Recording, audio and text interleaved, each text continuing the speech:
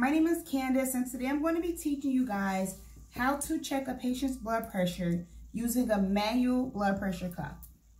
Now, I've already washed my hands, so they're clean, and sometimes in a clinical situation, you want to put on gloves, but for the purposes of this video, I won't. So I've already explained the procedure to the patient as well, and I've already ensured that I have the correct patient.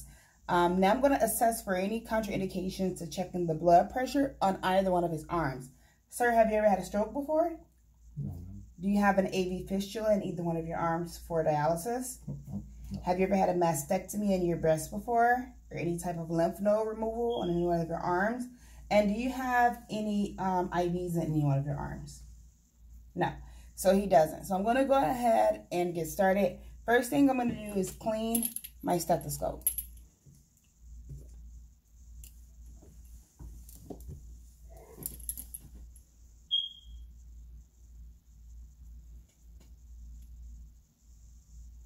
Okay, and I already have my setup. So I have the stethoscope. I also have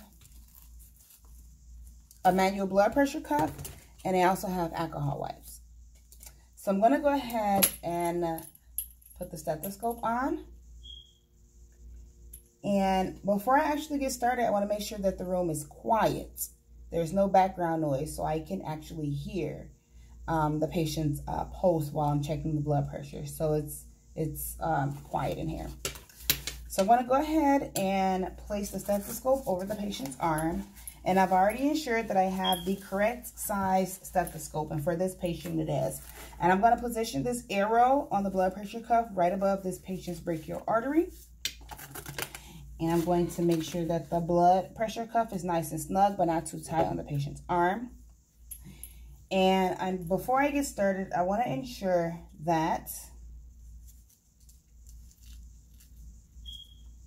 the patient understands that if at any point this gets too uncomfortable for you, let me know. I'll deflate it right away. So what I'm going to do is I'm going to ensure that this portion of the stethoscope is nice and tight so that I can go ahead and inflate the cuff. And then after I inflate the cuff, I'm going to ensure that I deflate it before it becomes too uncomfortable for the patient or too tight. So I'm going to go ahead and get started. Now, how I placed the cuff was right above the patient's elbow, directly on the skin. So not on top of like a shirt or anything like that. So I'm going to go ahead and put the stethoscope in my ear. And I'm going to place the head of the stethoscope directly on top of the patient's brachial artery, which is like right around this area.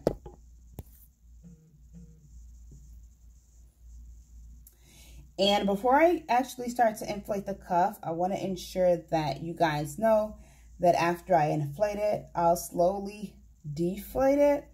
But I want to ensure that I'm listening for the patient's systolic and diastolic pressures by looking at the reading here while it's deflating. So I'm going to go ahead and get started.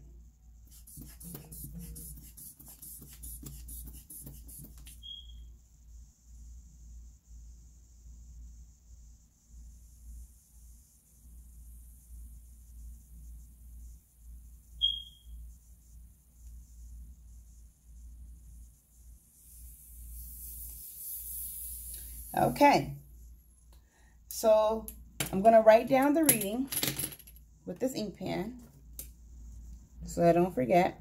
This patient's blood pressure is 138/64. And that's all. Thank you.